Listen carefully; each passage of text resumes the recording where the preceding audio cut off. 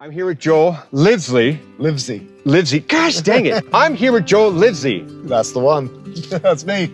Who runs sound for Noah Kahan.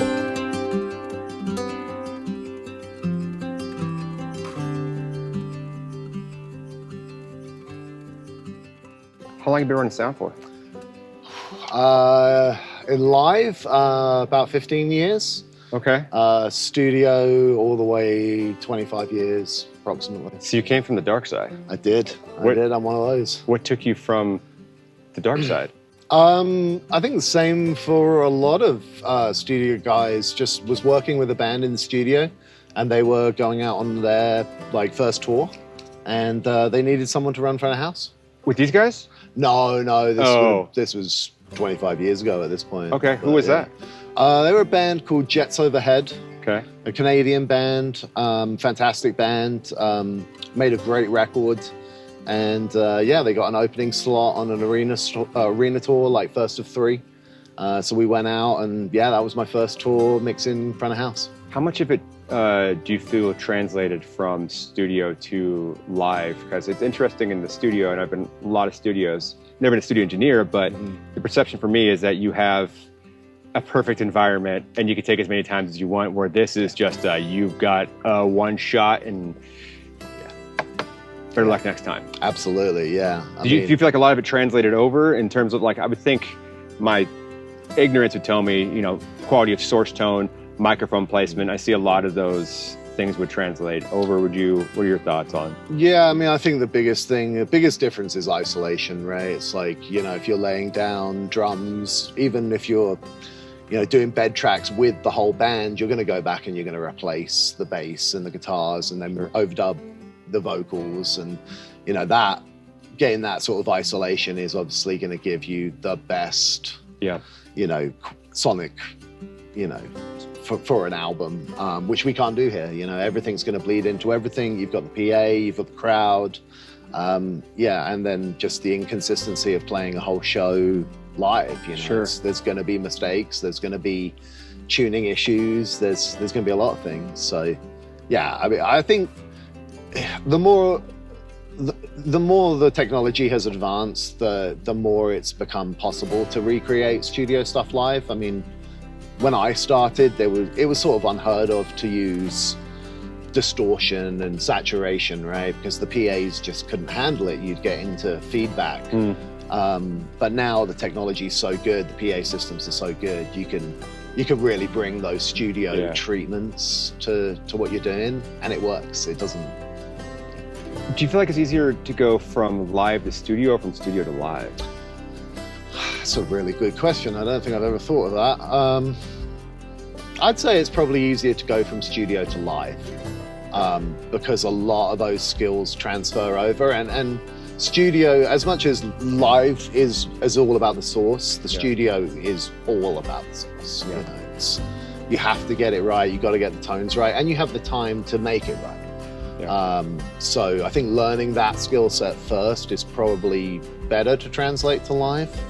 But I think live engineers that want to get into studio stuff these days the tools are the same tools, Sure. When I started, it was before, Digidesign, Avid had brought out their consoles, which was the first step really into integrating Pro Tools with live and plugins with live, So now I feel like most live engineers are going to have a good sense of how to use Pro Tools and how to, I know a lot more plugins are used in recording now as well. Sure. So I think it can go both ways, but I think you learn more of the basic skill set of audio engineering in the studio, and then that sets you up nicely for live. Okay. It seems like with studio and live, it's still the same tools that we're using. And honestly, it's been interesting, and this has been the first time, and I've mentioned this before in other of my videos, that I've really seen the pendulum swing back in my lifetime, from analog to digital to plugins. And it seems like it went from hardcore analog to plugins to back to analog. And there's been a lot more going back to the true sense of, let's get away from the ones and zeros back. But I've also seen a lot of hybrid stuff Yeah. as well, which has been cool. And I feel like I'm leaning on a massive piece of just outboard, beautiful equipment. And honestly, it's cool because it tells a lot about you and tells a lot about your personality. But I can see a lot of your studio side coming to fruition with this. What got you into wanting to run sound all together? Yeah, I mean, I think it was kind of harking back to the studio and just wanting to feel that warmth and again, just bring some of that history of how music was recorded. You know, it's there's definitely a difference for me. The way that things saturate, especially some of the tube stuff, it's like when you start driving it, you really, you know, I think plugins they just do such a fantastic job. But the one thing for me that they don't do is the saturation and the color of analog, where you're really getting that warmth. Yeah. And it's also it's genre dependent. You know, it's if you're mixing hip hop or you're mixing EDM or you're mixing straight up pop music, I think plugins are. I mean, that's what they use to make most of the records, right? So that would be the correct treatment for those sort of artists. Did you go to school for audio? No. I grew up in with a studio in my house. My dad's a record producer and a mixer. So I grew up with a home studio. I spent a lot of time around studios. So no, I got my first job in a recording studio. You were screwed from the beginning. Yeah, I was 15 years old. I worked at a studio in London, in England, and I literally carried analog tape from the studio to the record label. So you can do the whole cutting of 2-inch? Yeah. I got in just in time to learn all those skills that became pretty redundant right after. But well, it seems like you took a shift into live at the perfect time because, I mean, I'm sure you've seen it. There's been so many studios that have just died off. Yeah. Definitely. And with the introduction of Pro Tools, of even GarageBand, it's just the need for incredible studios is like less and less and less, which is sad. Yeah. But I mean, some of these studios, especially here in Nashville, have had to really pivot to be able to survive. I think, you know, the Billie Eilish and Phineas album was a good proof of it. Like they can just do it in their freaking bedroom and then actually launched out. Oh, absolutely. And you can't really do that here, honestly. No. I mean, I think it's great because it's just made it so much more accessible to everybody. So you do get your Phineases and you get people working with a laptop and maybe a UAD Apollo and some plugins and stuff, and those records sound fantastic. Like it's arguably changed the way that modern music sounds because it's produced in that way. I think studios still obviously have their place and a lot of people will gravitate towards them. But when I started, we would make a record, it would take 3 months and we'd be in a studio for that whole 3 months. Now it's like you'll go in for a week, you'll track drums, and then you'll take it to a home studio or a project studio, and then you'll do your overdubs. And sometimes you'll go into a studio to mix, but sometimes not. My dad mixes almost every record he makes at home, and I mean, his home studio's pretty nice, but it's just changed the way, and studios have had to pivot into a lot of other stuff as well to stay open, Man, one of the great things I enjoy about live is really what I grew up. I remember seeing my dad and seeing other artists when they created an album. I remember seeing the Post-it notes of the different songs in different order they want them to go based upon key, based upon BPM, based upon how they wanted the consumer to, or their fans, I guess, to experience the entire album. And I feel like live is the closest correlation to that, again, because you get to have, they can't just skip and jump to different sections. You get to experience from beginning to end, almost like we used to in albums when you first got it. Tearing apart the CD, and you'd go from one to the other. Absolutely. Which is really cool to I didn't think about that till actually just now. Yeah, I mean, it's much more a single-focused market now, Yeah. where it's, you'll release a track to Spotify, or you'll release an album, but they'll pick the track that's getting the best play, and then they'll push that as a single, and I think a lot of people's exposure to music is just the singles. Or even now, doing the hook. Yeah. And if the hook does well, Right. they'll write the rest of the song, which is asinine to me. And the artist in me is like,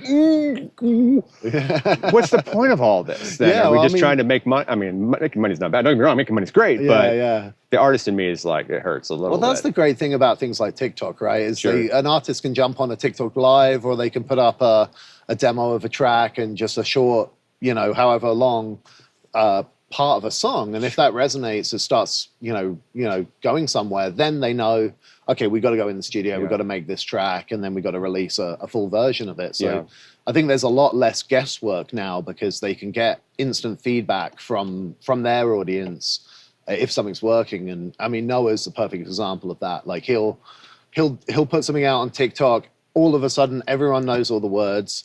He'll bring it to the live show, he'll play it like within a couple of days of writing it, and people will know the words. And it's just like, this is insane. Like, but it's such a great tool for him, I think, as well, that he gets that feedback, he knows that he's onto something, and then he knows he needs to put the time into it.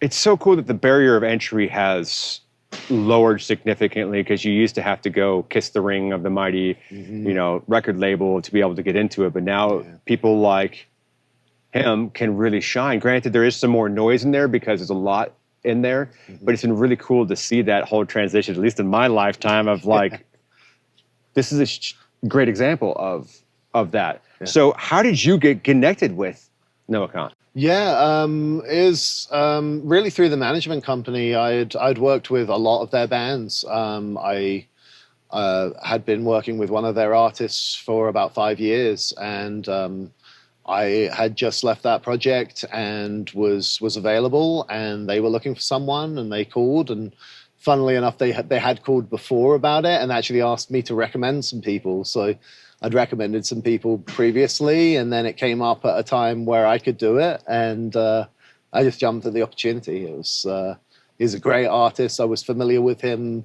and I'm glad I did, because his career just absolutely skyrocketed from that point. And I mean, we're sitting here at Bridgestone, and what, 2 sold-out nights? 2 sold-out nights, yeah. Is incredible. Yeah. Man. I am curious about some equipment, if you don't mind me asking a little bit. Absolutely, yeah. I see you have an SXL. Is this your console just of choice for this? Did you spec it for, do you do that for every tour, or is this just for this one? Yeah, this has been my go-to, at least for about 5 or 6 years. Ever since, actually, I think it was version 7, which allowed for routing groups to groups, which allows you to mix much more like a studio. And just some software improvements, some other things that came along at that time. And I had been on Digico quite a lot before that, and I love the way that both of them sound. But for me, this gives me the most flexibility with snapshots and event triggers, and just allows me to really, because we did a lot of pre-production for this tour, and there's a lot of instrumentation, so there's a lot of automation going on. So for me, this console has the best workflow for doing that, which is why it's my choice. And again, I think with the outboard gear, it really becomes much more of a control surface. Sure. And a plugin host. I'm using some plugins, but obviously not as much as if I didn't have all this. Well, Avid is super well known, especially in the studio side, for control surfaces as it is. So I mean, absolutely. I can see why you would like. So are you doing? I see a couple wave sound grids here. Yeah. I'm assuming you're doing waves, and so not much native, correct? A little bit of native, yeah. Sure, I can pull it up. We're running a lot of Soothe Live. That I was part of the beta when they were developing that for native, and that's fantastic because we have a lot of acoustic instruments. I think we have 3 banjos, 3 mandolins, 2 mandocellos, We have a lot of acoustic guitars, 12-string guitars, a lot of very bright, can be harsh stuff. And Sure. Soothe does all the de-harshing of those frequencies. How many of those are playing at the same time? Well, there's 5 musicians and Noah, and typically there'll be anywhere from 1 or 2 acoustic instruments to 3. Okay, so talk to me about your creating room for the instruments that are in the same frequency. I remember starting off in church. That's where I really cut my teeth. There's usually a lot of acoustic guitars, and they can kind of be on top of each other. How do you, especially with instruments in that same frequency, how do you create that space for them and also make them sound good? Yeah, I mean, I think you have to. That's where the automation really comes in handy, because there's moments of songs where one mandolin needs to be louder or brighter, and then there's an acoustic guitar that needs to take the lead, and just balancing those instruments so that they're not all fighting in the same place in the mix, but also, yeah, just tonally, like some of the songs, some of those instruments, I'll darken them up, or I'll add reverb to them. I'm also using probably more panning than I have in the past, because I think, we tend towards trying to be quite mono because of the nature of, the PA being quite spread, and, obviously people on this side of the arena aren't going to hear that side, and people on that side aren't going to hear the other side. Yeah. But yeah, a little bit more panning than I normally would, and automating a lot of panning as well. So my groups are set up that when I go above 0 dB, they go into the center, and then when I drop below 0 dB, they pan out to a side, and that's all automated song to song. So it allows those instruments to come right in the center of the stereo field, and then when they come back, cool. they pan out. Yeah. Oh, so how do you have your stuff panned? It's absolutely song dependent. Okay. Yeah. Typically, everything Noah does is going to be up the middle for the most part, and then the 2 aux musicians who play a lot of banjo and mandolin and fiddle, I'll kind of spread them out a little bit. That's so cool how it brings. That's a really cool idea. Yeah, that was when I discovered you could do stuff like that, and again, I think that the Avid just lends itself so well to doing stuff like that. So are you a sends return or effects send or return? Or D, all the above? For effects, delay I use on a send, and then all my reverbs are mostly just returns. But the sends are all automated, dependent on the song, and then the return automation is also automated. Okay. So, how many inputs are you all running for this? How many inputs? 100? Over 100, yeah. I'm assuming some redundancies in there. Yeah, there's a lot of sort of utility stuff. I mean, I'm doing 128 channel record, so I've maxed out the AVB stream to its full capacity. Okay. We have mute lines. So the guitar tech for Noah compress a tuner pedal, and that has a tone that runs through it. So when the console will see, if it sees a meter, it will mute it, and if it goes away, it will unmute it.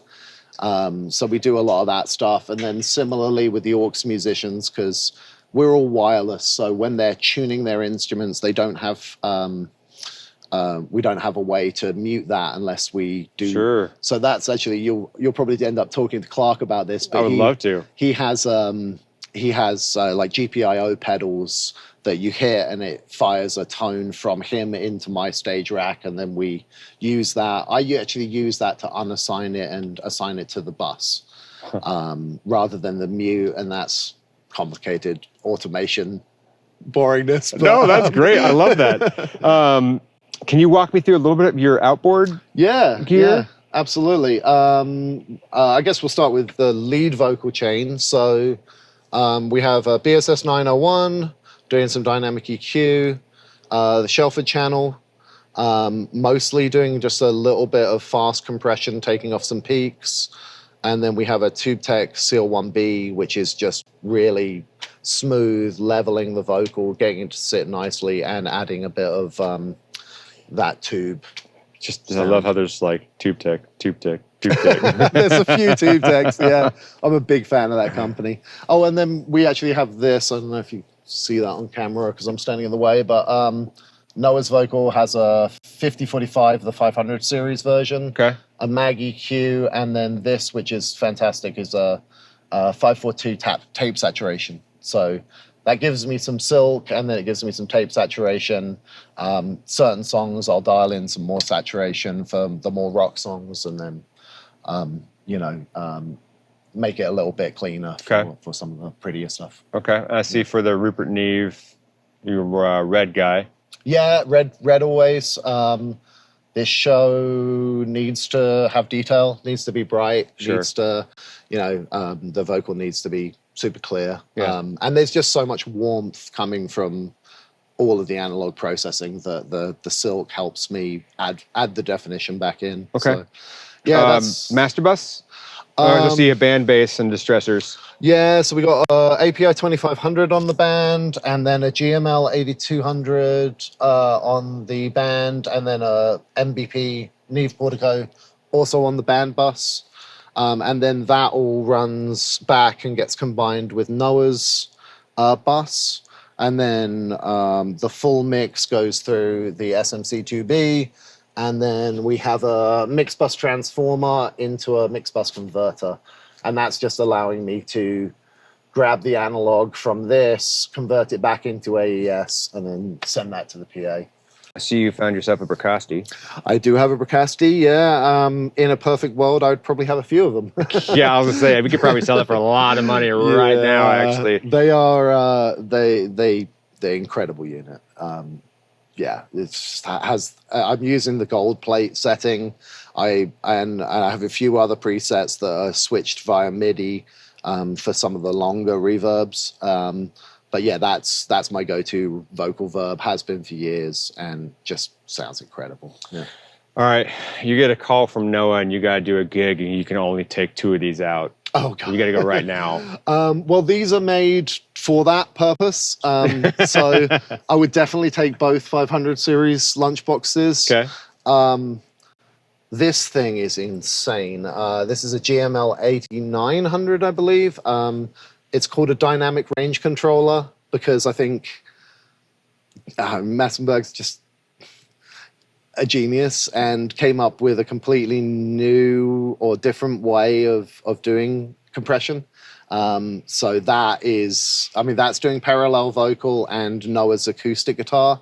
And there's no more transparent compressor than that. Yeah. And Noah is extremely dynamic. He plays very quietly and then he plays very loud. So that's the only unit I've ever found that can tame a guitar being played very loud but not sound like it's getting squashed. Sure. So that would definitely be one. And then the SMC2B is just incredible for tonal shaping. I use it almost like a system processor, just to sculpt those 3 bands of the frequency to, get the right sound for the room. Yeah. Okay.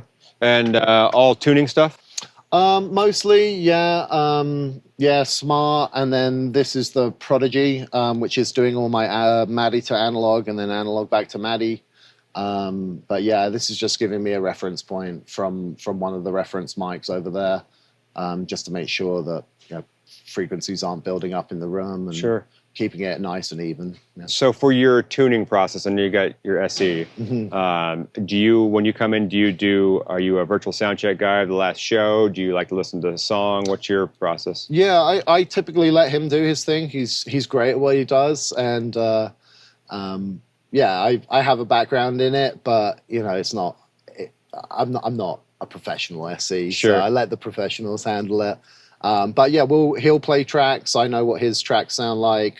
I'll play one track just from the iPod, and then I'll play a virtual sound check from the previous show.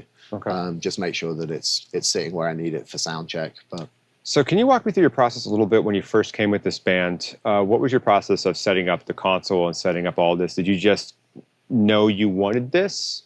Or is this something that you kind of grew into? Yeah, it definitely grew. There are certain things that I always use, like the distressors, the API 2500s, the BSS 901.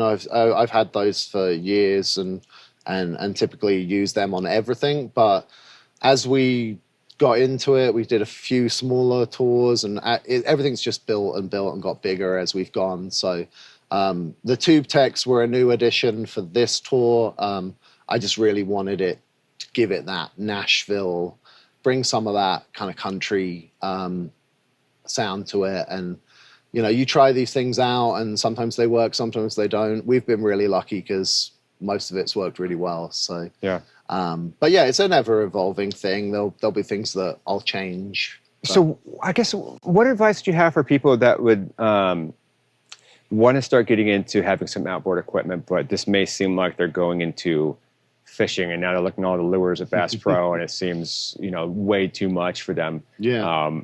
Walking to here, it seems like you're an experienced fisherman that has had your ways, but someone who's going brand new into it. Because I mean, these pieces aren't cheap by any means, and it's. I mean, there's obviously.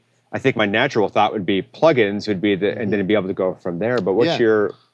Well, I think the plugins that you find that will work, the hardware units will probably work even better.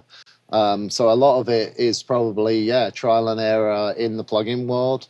You know, I've been doing it. I've been collecting gear for a long time, so I have access to a lot of it. And I mean, certain things like are just a good investment as well. You know, like buy as many distressors as you can comfortably. You know, they work great on almost everything.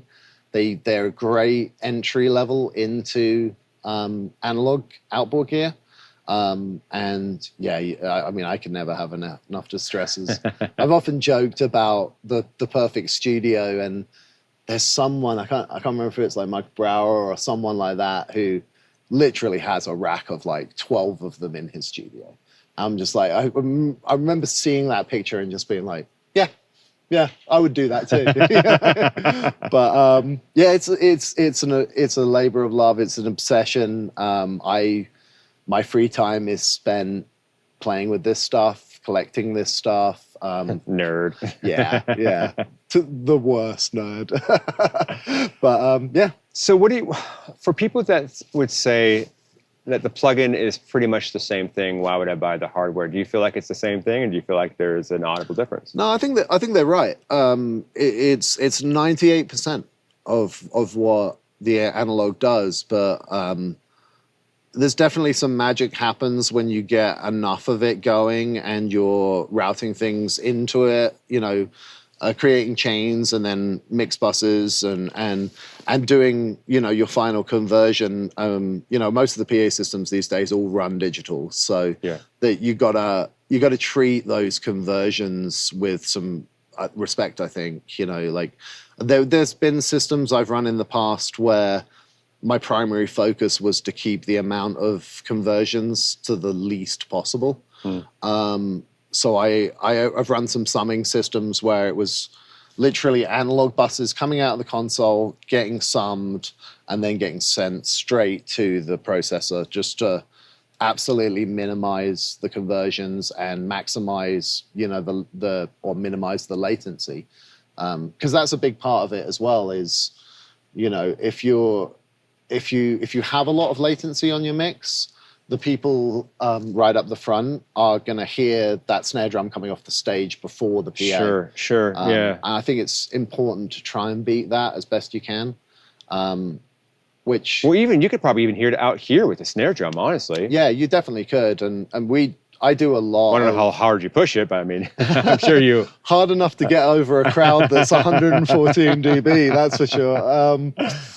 I think there's just a lot of considerations, and latency and delay compensation is a massive one for me. I align every single input to not together but in groups, so that things are as in phase as they can be, and to try and just get the sound from the desk to the speaker as fast as possible. How do you mitigate adding what could be more points of failure? If something goes down, how do you mitigate being able to bypass? Yeah, I mean, that's, again, this is why the Avid is so strong. Do you have a oh crap button? I have multiple oh crap buttons. The big red ones?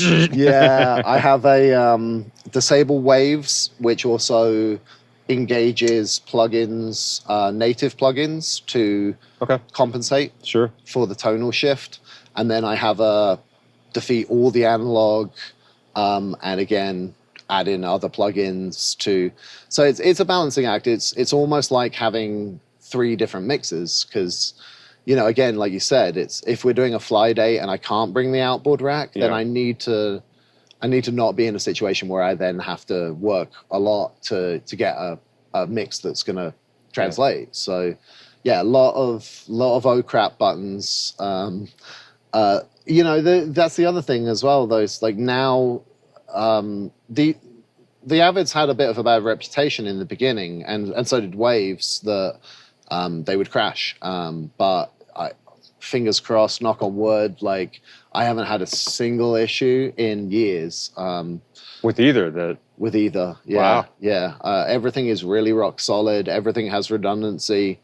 And yeah.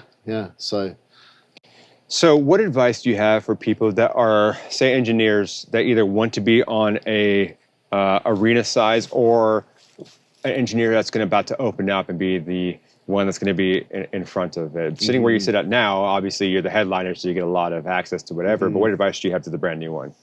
Yeah, I mean, I think it's practice. It's if you want to be as good as you can be at anything, you're going to have to put the time in. Put in, what do they say? It's like the 10,000 hours. Yeah, I mean, you won't be able to step into a situation that you're not comfortable in and super familiar with and do it at the highest level unless you put the work in. So I definitely advise people, like, get your hands on multi-tracks, either find a production company that's willing to let you come in a few days a week and practice, or you know, set yourself up at home. Like, it doesn't need to be an S6L, it doesn't need to be analog outboard, it can be, you know, just an X32 in your bedroom and some multi-tracks and just practice mixing that way. And as your experience grows and as the artists that you work with grow, the budgets grow, the tools grow. And, you know, I think the most important part of it for me is pre-production time.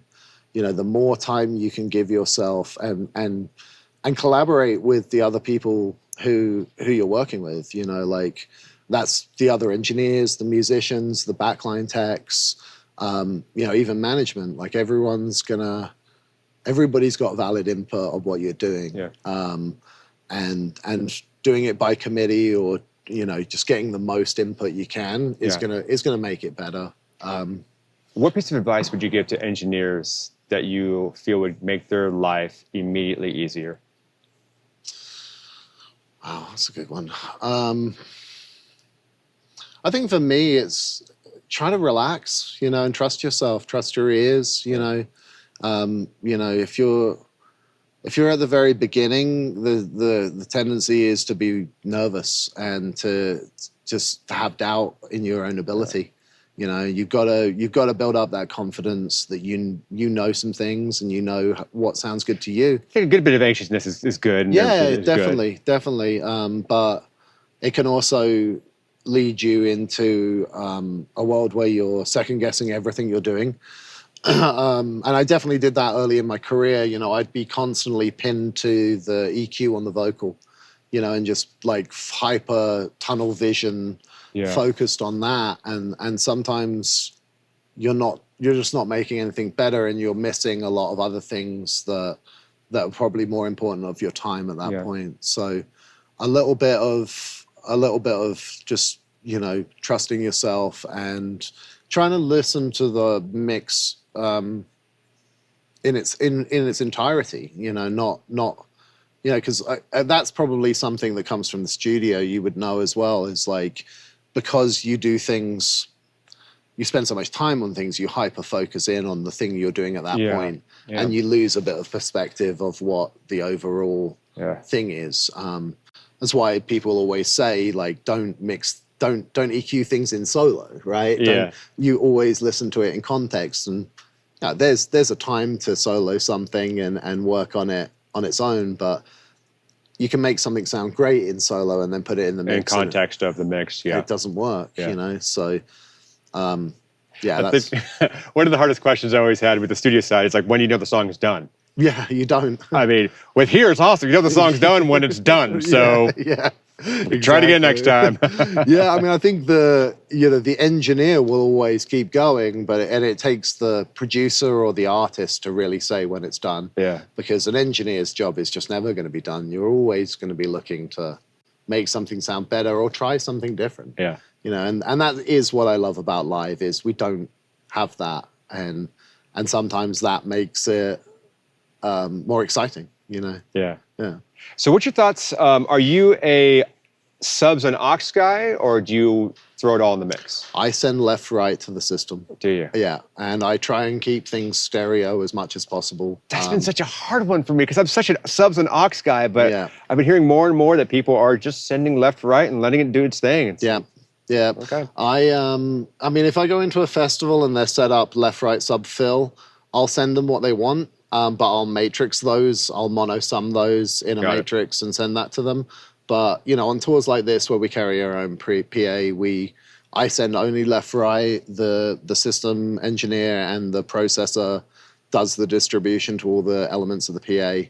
And yeah, like I said, I try and keep it stereo. Like if I can run stereo subs, stereo front fills, everything stereo. I don't ever really want one speaker. If you're in the pattern of two speakers, I don't really want the same source coming out of that because that's when you get into phase issues. So things like front fills, we leapfrog left, right across the front of the stage, and that just helps give a better phase coherence for people who are in the pattern of multiple things. So. Do you set everything at Unity?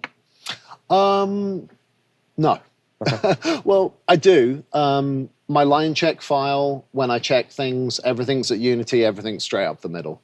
But then the snapshots as the show runs, they're dancing around. All my inputs are normally always pretty close to zero, but my output buses and my VCAs and stuff, they move around quite a lot. And that's just the nature of this genre of it's a very dynamic, very musical show, and like we discussed earlier, it's with the amount of acoustic instruments, like you have to be changing that balance section to section to really have the clarity of of all of those. I think one of the biggest questions I get, second to how do I get started in this, is how do you protect your hearing? That's a real challenge on this gig. I think what new engineers should do is they should get themselves custom earplugs as flat as possible, at least to take, 8 dB or whatever. I know they make like different level ones now. 8, 10, 15, 20, and then just full. Yeah. I mean, honestly, it's been something I've been thinking about a lot recently. I just haven't ever done it. So I haven't become comfortable mixing that way. I know there's also some in-ears now as well that have microphones on them that can do some cool stuff too. And I know people use those. I think it's just like, you got to get comfortable with mixing that way. I'm used to. Yeah. I mean, I do try and keep the PA at a reasonable volume, like anywhere from, quiet parts being 96 up to 100, 101. But our crowd is just insanely loud. They're typically 110, 111. We've even had them up to 116. We have one of the loudest crowds in the world right now. So wow, that'd be tough to without it going out of control and really hurting people's hearing. I mean, that's a definitely delicate balance. Yeah, I mean, that's the reason to have Smart right next to me is I can, and typically the loudest parts with the crowd are in between songs. So a lot of times I'll just throw my headphones on and there's nothing coming through them. I'll just a little bit of dampening for when they get really loud, and particularly for the encore. Our lighting director does this thing for the encore. He just flash the lights, and every time he does it, the crowd just roars. And I just turn around and I look at him. I'm like, "You're doing it again." But Yeah, I mean, definitely protect your hearing as much as possible. Get used to mixing with if you're mixing an artist like this that has a crowd as loud as they are, definitely get used to mixing with some sort of hearing protection because I've been doing this for live 15 years, and I know from having hearing tests that I do have certain frequency ranges that have got some damage. But at least then with that knowledge you can and tools like this as well, like having a trace to see those frequencies as well. But I mean, I think I've been very lucky that my hearing damage isn't as bad as it could be. I still feel like I get a really good representation of what the mix sounds like. But again, it's also about the other people involved. The system engineer, the front house tech, the MD, the management. Like they all have input as well, and that's what I was saying before. It's the more feedback you can get from these people, the better, because we all hear things in different ways. It's all subjective. So I think trying to find a balance for that is really important. Well, and it's okay to wear earplugs when you're not mixing too. You can go to a show and you can put earplugs in and protect the hearing. I mean, I'm sure that you're not just wide open with your ears all the time. No, I mean, if I'm at a festival and I'm walking out to front of house, I'm wearing earplugs. If I'm going out to see a band that I want to see, I wear earplugs. Like I wear earplugs everywhere other than when I'm mixing the show. And then, in between songs, it's obviously not convenient to pop earplugs in. So the headphones come on, they give you some decent isolation just to take a little bit of that away. But Well, okay, so from somebody who's done studio, especially early in the beginning, and now who is sitting here and doing all this cool automation stuff and using what is almost the pinnacle of technology nowadays, what do you think is the future of concert and technology? I think about this quite often, actually. I wouldn't be surprised to see it go back, I think. More analog. Like the Beatles, when we have little PAs. And maybe not that far back. No, I could just horns everywhere. I think modern technology is obviously great, and it does so much for the experience for the audience. I think just from an engineering standpoint, I can see a lot more analog signal paths going on stage. I don't know as far as to be running analog multi-core, but I think what we've talked about a lot with a lot of friends and on this tour is having a lot of this analog gear and analog mic pre's on stage. On that end, and then doing those conversions there, and then only sending digital to the surface up front, and then really treating it like this is your control surface. Your analog processing is happening before the mic split. I think it's advantageous for the people who are performing to be hearing the same thing or very similar to what's going on at front of house. Yeah. So I can see a world where people develop more analog heavy systems that run on the stage end, and then the mixer out front is just using a digital control surface and keeping it fully digital to the PA. Yeah. I think that's what probably makes the most sense, but whether budgets allow to do things like that is but again, there's other things like I didn't really talk about this, but this is a company called DIY Re. And that's a kit, so you can buy those, and those are modules, and each. So this is a 2-channel unit that has 3 card slots in each. Okay. The cards are not more than a couple of $100 each. They make various different types of cards, and they also make this in a 500 series format. So there's stuff that you can get that's pretty inexpensive that sounds incredible now, and spend the time at home building it and put doing it yourself. And I could see people building really large systems of that include mic pre's and compressors and EQ and saturation. And that could be a really affordable way for people to get into analog without spending tube tech money. Do you think AI will ever take over this job?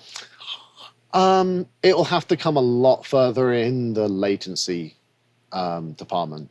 AI can do so much in the studio now, and it can definitely do it in live, but it's going to add too much latency for it to be an improvement. Sure. The great thing about analog is that it has the lowest latency of anything. Yeah.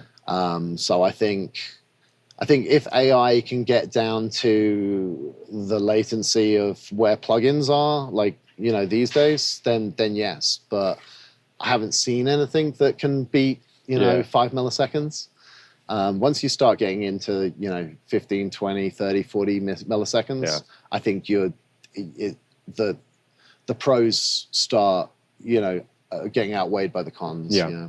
Well, hopefully we won't see Elon Musk's robot back here doing all that. I wouldn't be surprised. It'll be Google probably. Yeah, exactly. What is the best piece of advice you've gotten from one of your mentors? Oh, so many. That's a really good question.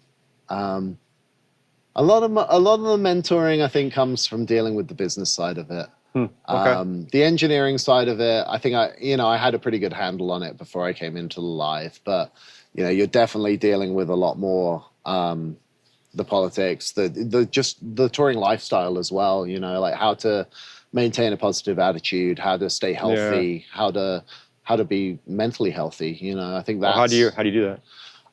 So we're really lucky. Noah's a big advocate for mental health. He has a foundation project called the Busy Head Project. So he supports mental health organizations in every city that we go to. He's a big advocate for it. And for this tour, he actually is working with a company called Backline. And they provide mental health and support to touring personnel. People in our industry. So we have like workshops where we do counseling sessions, and we can work with our own with our own people if we have things set up. And like a lot of just like looking after yourself, like meditation, relaxation. We'll do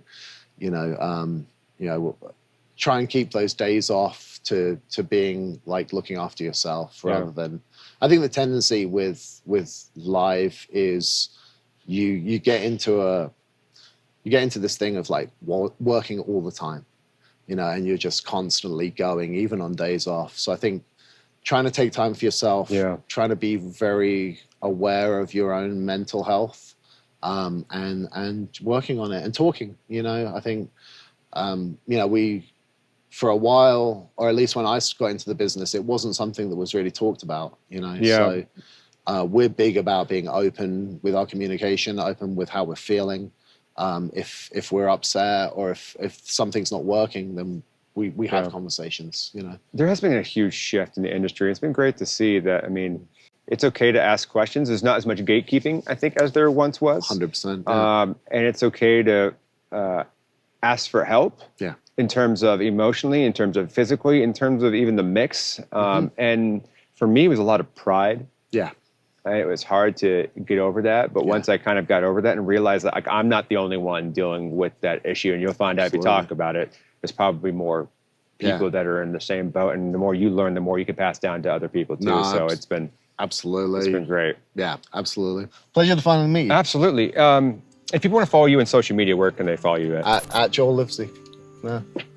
Spell it. Joel, Joel, Livesey, and mostly Instagram, but...